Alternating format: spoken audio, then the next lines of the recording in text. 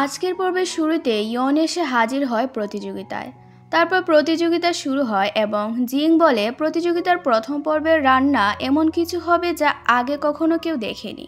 ইয়নের team আর বাবুর্চি থংয়ের team শুরু করে রান্না। ইয়ন বুঝতে পারছিল না থংয়ের টিম কি রান্না করছে মোরগ দিয়ে। ইয়ন তখন তার রান্নায় মনোযোগী হয়ে যায়। তবে এই রান্নার গুরুত্বপূর্ণ উপকরণ মরিচ পাওয়া যাচ্ছিল না। ইয়ন জানতে পারে হঠাৎ করে মরিচ গায়েব হয়ে গিয়েছে, আর কিভাবে হলো সেটা কেউই জানে না। ইয়নের তো মাথায় হাত, কারণ সে এত কষ্ট করেছে এই মরিচের জন্য, আর শেষে কিনা সেটাই পাওয়া যাচ্ছে না। কিন্তু এইভাবে চিন্তা করলেও তো চলবে না, এখন তাকে বের করতে হবে কিভাবে রান্নাটা করা যায়। তাই সে তার টিমকে এক করে এই ব্যাপারে পরামর্শ করছিল। ইয়ন চোখ বন্ধ করে ভাবে আমাকে এমন একটা ডিশ রান্না করতে হবে যা 2025 সালের ডিশ, আর এই সময়ের মধ্যেই সেই ডিশটা পাওয়া যাবে না। তখন ইয়ন ভাবতে ভাবতে একটা ডিশের রেসিপি পেয়ে যায়। সে তার টিমকে জানায় কি কি উপকরণ তৈরি করতে হবে। ইয়নের রান্না দেখে মিয়ংয়ের বাবুর্চিরা ভাবছিল কি রান্না করছে সে।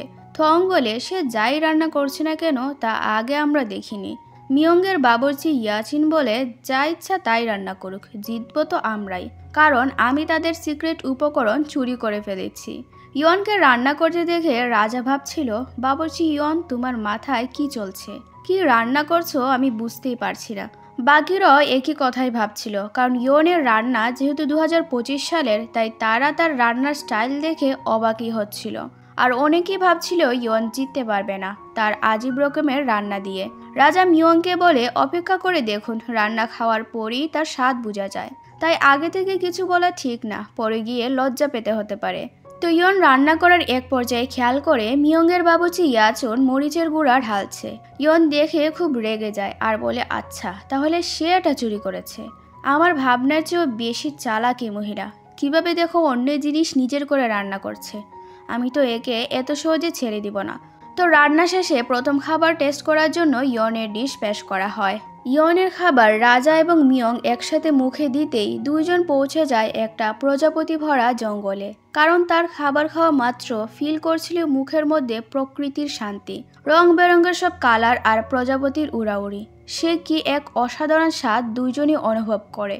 আর খাবার খেয়ে মিয়ংয়ের হুশই চলে যায়, তাই সে না চাইতেও ইয়নের প্রশংসা সবার সামনে করে ফেলে আর বলে সত্যি এরকম খাবারের স্বাদ আমি বর্ণনাও করতে পারছি না, অসাধারণ মজা হয়েছে।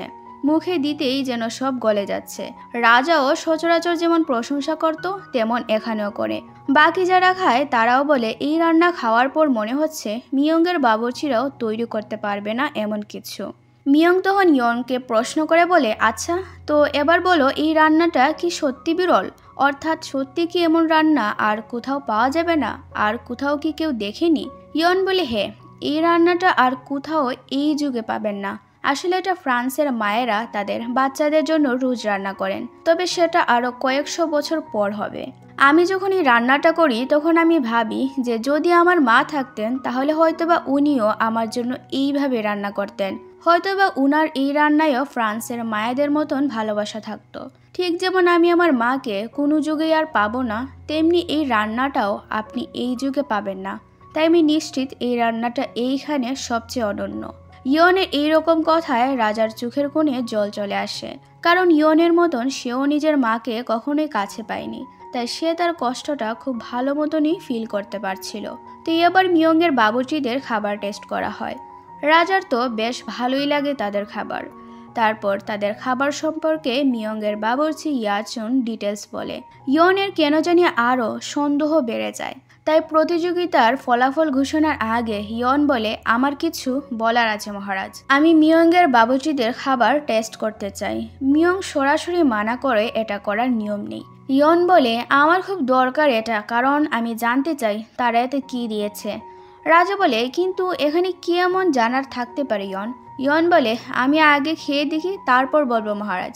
মিয়ং যখন অনুমতি দিচ্ছিল না তখন বাবুর্চি থং এগিয়ে এসে তাদের খাবারটা দেয় আর রিকোয়েস্ট করে বলে আমি চাই বাবুর্চি ইয়ন আমাদের রান্নাটা টেস্ট করুক, আর বদলে আমিও উনার রান্না টেস্ট করব।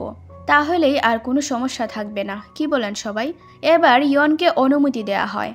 বাবুর্চি থং ইয়নের রান্না খেয়েই বলে আসলেই বলা বাহুল্য মেয়েটা অসাধারণ রান্না করেছে, একসাথে সব টেস্ট পাওয়া যাচ্ছে যা আগে আমি কোথাও পাইনি। তার তো সম্পূর্ণ মার্কস পাওয়ার কথা। তো ইয়ন মিয়ংয়ের বাবুর্চি ইয়াচুনের রান্নাটা খাওয়া মাত্রই বুঝতে পারে সে যা ভেবেছে তাই ঠিক। এটাই হচ্ছে তাদের মরিচের গুঁড়ার রান্না। ইয়ন প্রশ্ন করে, বাবুর্চি থং, আপনি কোথায় মরিচ পেলেন? থং তখন ইয়াচুনকে বলে, কোথায় পেয়েছো বলো। আমি তো জানি না। ইয়াচুন বলে, আমি এইটা এই দেশ থেকে সংরক্ষণ করেছি, তবে বৈধভাবে। ইয়ন রেগে বলে, অসম্ভব এটা, কারণ এই মরিচ একমাত্র আমি সংরক্ষণ করেছি, আর তাও দিন রাত মেঘে রোদে শুকিয়েছি। আমার সাথে আমার বাবুর্চিরাও অনেক কষ্ট করে এই মরিচের গুঁড়া করেছে।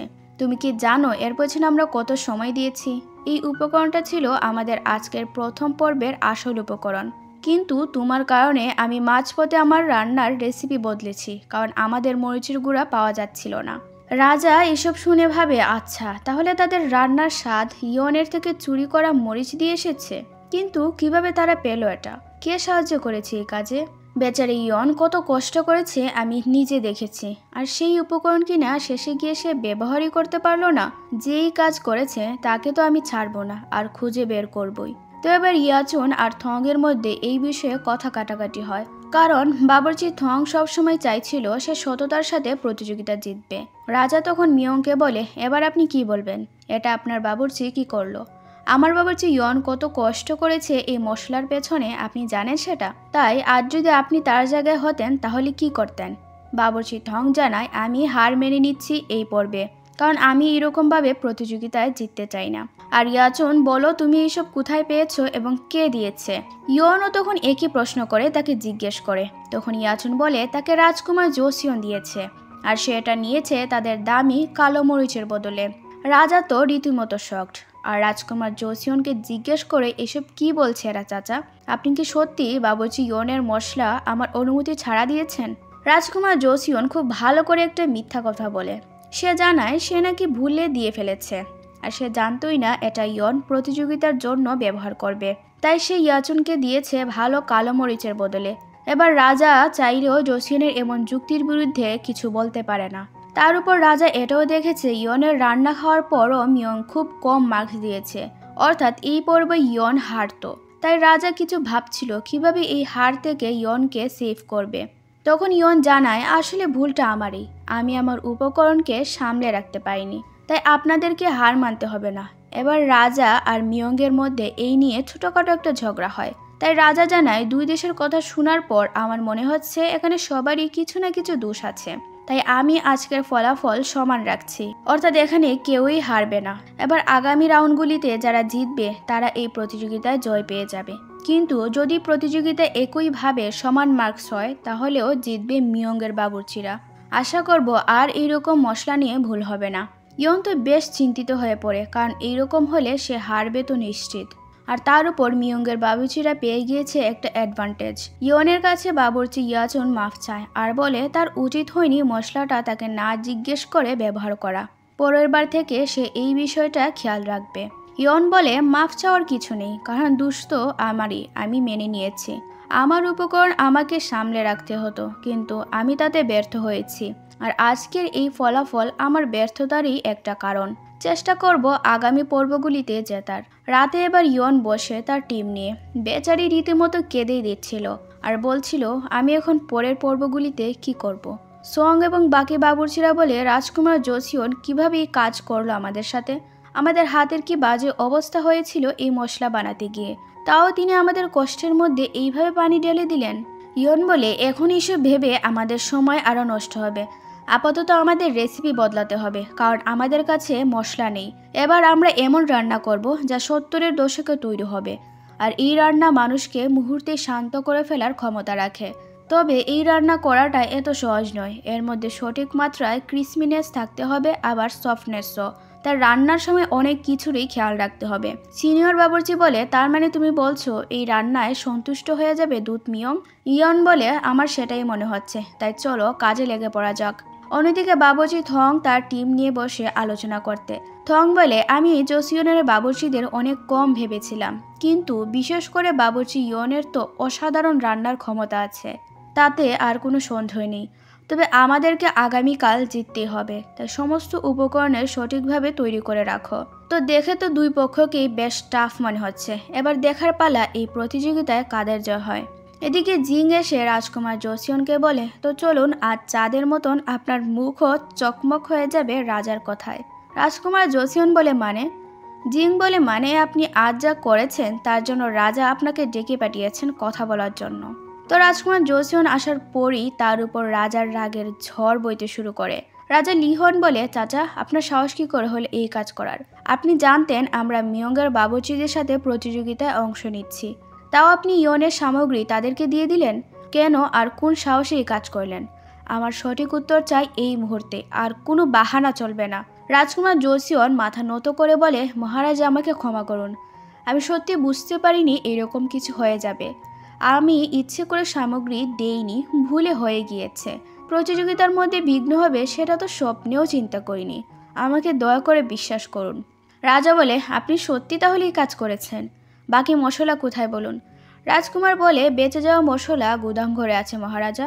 রাজা পরে জিংকে বলে, সব মশলা বের করে বাবুর্চি ইয়নের কাছে পাঠিয়ে দিও। জিং বলে, ঠিক আছে, কাজ হয়ে যাবে।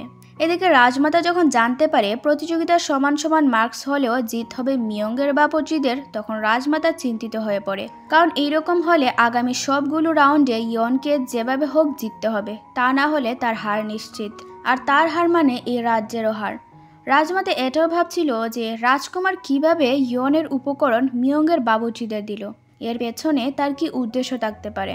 অন্যদিকে মগজু বাবুর্চি মিনকে ডেকে বলে, কাল ইয়ন আর তুমি প্রতিযোগিতায় হারবে, মনে আছে তো?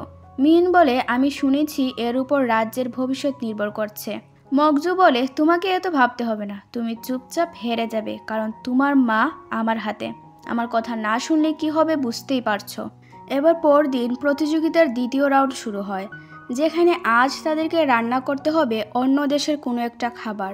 সবাই তাদের রান্নার কাজ শুরু করে দেয়। রান্নার শেষে এবার পালা হচ্ছে পরিবেশন করার, কিন্তু যেহেতু ইয়নের হাতে ব্যথা ছিল তাই সে পরিবেশনের কাটিংটা করতে পারবে না। সেজন্য বাবুর্চি মিনকে এই দায়িত্বটা দেয়া হয়। এখন বাবুর্চি মিনও ছিল মগজুর প্রেসারে, তাই সে ভাবছিল কি করবে, কিভাবে এই প্রতিযোগিতার কাজটা সে সম্পন্ন করবে। তাই সে ইচ্ছে করে নিজের হাতে একটা কাট লাগিয়ে দেয়, আর তার বদলে সে পাঠায় সংকে। আসলে সংকে বাবুর্চি মিন এতগুলো দিন এই কাটিংটা শিখিয়েছে যাতে করে তার বদলে সে করতে পারে, কারণ বাবুর্চি মিন ইয়নকে ধোঁকা দিতে চায়নি, সেই সাথে এই রাজ্যকেও। সং খুব সুন্দর করে তার কাজটা সম্পন্ন করে। ইয়ন বাবুর্চি মিনের দিকে তাকিয়ে হাসে, কারণ ইয়নকে বাবুর্চি মিন প্রতিযোগিতার আগে এই বিষয়টা জানিয়েছিল। ইয়ন এবার ভাবে, টুইস্ট ছাড়া রান্না করা তো মজা নেই, আসল খেলাটা এখান থেকেই শুরু হবে মগজু। রান্না শেষে আজ প্রথম টেস্ট করা হয় মিয়ঙ্গের বাবুর্চিদের খাবার, যা খাওয়ার পর রাজা ফিল করছিল সত্যি এটা তার রাজ্যের রান্নার ছোঁয়া আছে, আর সে এই রান্নার অনেক প্রশংসাও করে।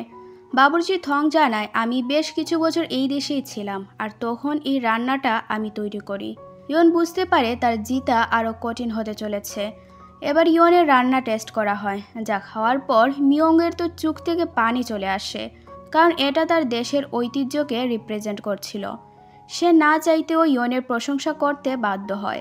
রাজাও স্বাভাবিকভাবে ইয়নের অনেক প্রশংসা করে আর বলে, তুমি তো রাঁধুনি নয়, বরং জাদুকর।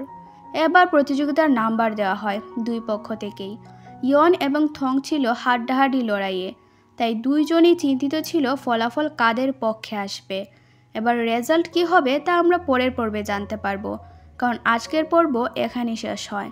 পরবর্তী পার্টে আমি খুব দ্রুত আনার চেষ্টা করব। ততদিন ভালো থাকো, ধন্যবাদ।